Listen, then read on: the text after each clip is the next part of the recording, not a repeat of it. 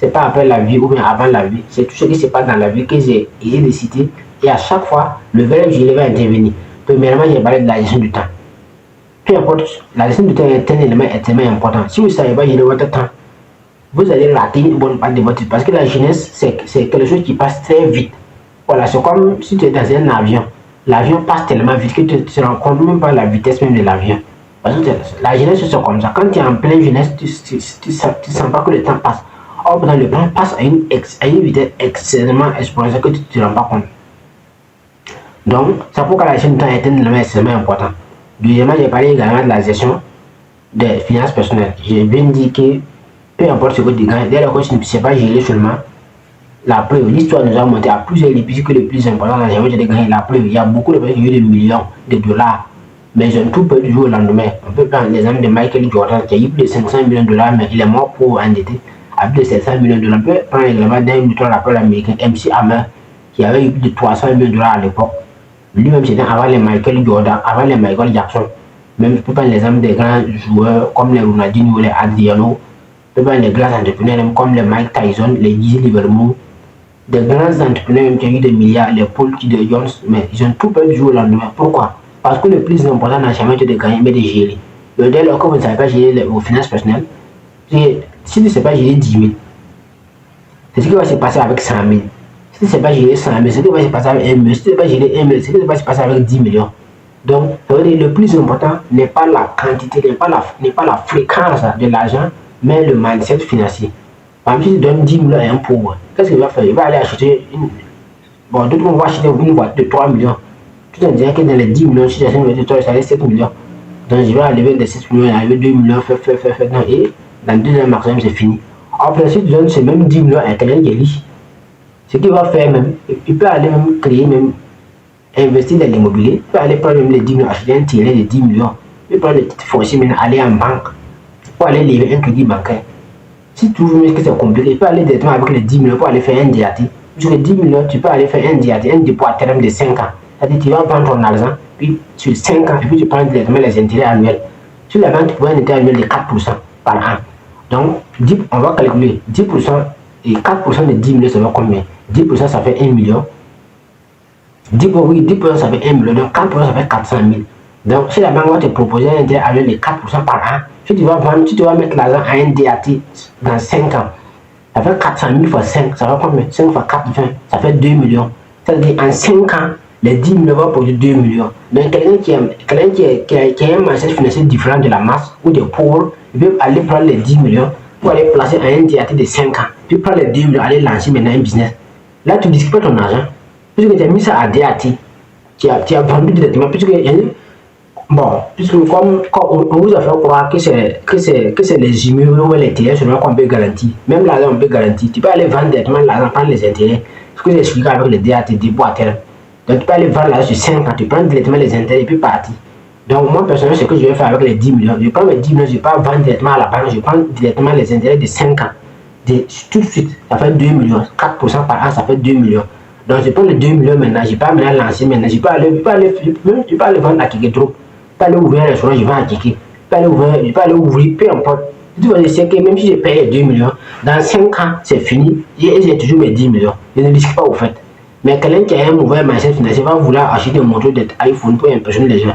Donc, le deuxième pilier que j'ai parlé, c'est la gestion des finances personnelles. Et troisièmement, maintenant, je suis venu au niveau de la gestion des puissances sexuelles. Et j'ai bien dit qu'un homme qui peut gérer ses puissances sexuelles va échouer lamentalement dans sa vie, peu importe le niveau de son succès. Peu importe le niveau que tu es arrivé seulement. Dès lors que tu ne peux pas gérer tes puissances sexuelles seulement, tôt ou tard, d'une manière ou d'une autre, tu vas revenir à la quête de départ. Parce que tes ennemis vont utiliser ça pour te détruire. Parce que dès lors que les gens se rendent compte que tu peux pas gérer tes puissances sexuelles, les gens vont te détruire d'une manière ou d'une autre. Donc, j'ai parlé également avant-dernier point sur le verbe gérer, j'ai parlé également de la gestion des émotions, l'intelligence émotionnelle, et j'ai bel et bien dit que l'intelligence émotionnelle est un élément extrêmement important dans la vie de quelqu'un.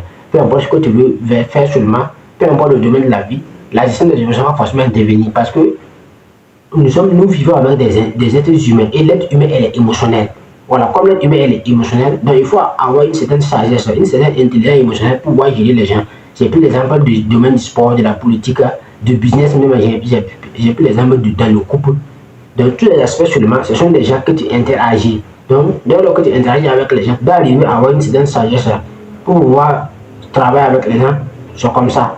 Même avec tes patrons, tes boss, ta famille, ton frère, ta soeur, bon, c'est comme ça. Donc, il faut forcément la gestion de la maîtrise ou le contrôle des émotions pour pouvoir s'en sortir dans tous les aspects, que ce soit dans l'aspect professionnel ou social. Donc, la gestion des finances personnelles est également un élément extrêmement important que j'ai parlé également. En dernière position, maintenant, j'ai parlé également de la gestion maintenant et de la gestion de votre corps, la gestion de l'entretien, de la gestion du corps physique qui est l'entretien de la santé.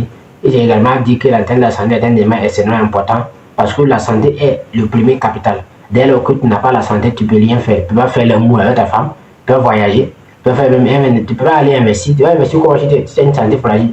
Même si tu es un vieux, oui, tu ne peux pas rouler avec ton vieux, oui, même si tu es un chauffeur, tu ne peux pas être dans le véhicule et puis être content si tu n'as pas en bonne santé.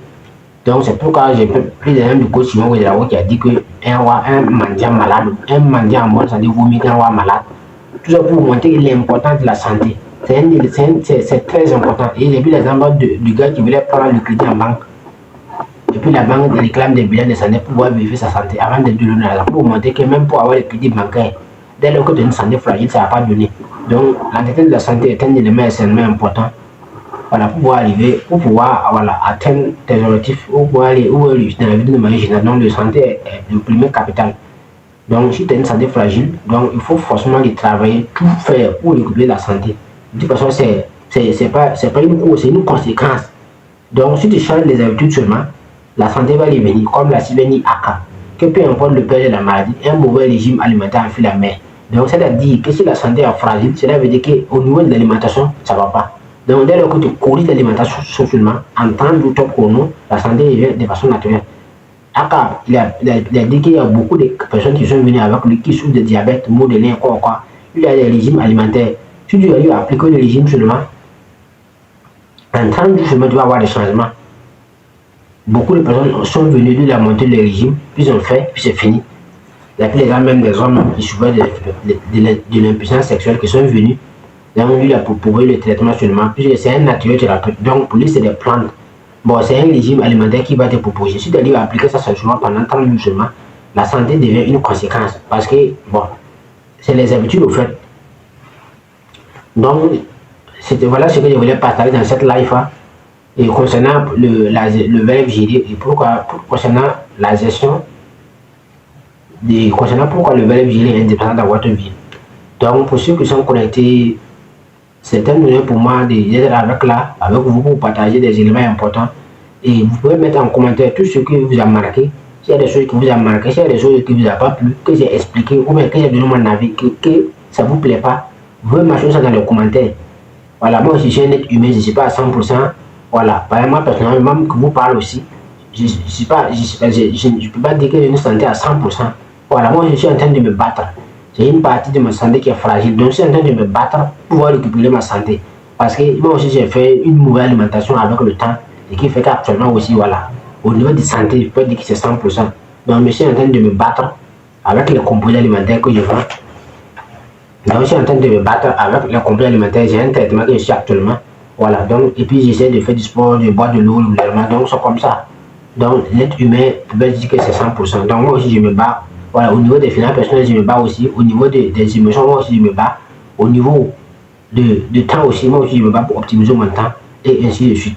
Donc voilà ce que je voulais parler dans cette live. Si cette live vous a plu, n'oubliez pas de mentionner votre avis en commentaire et sur ce, je vous en remercie.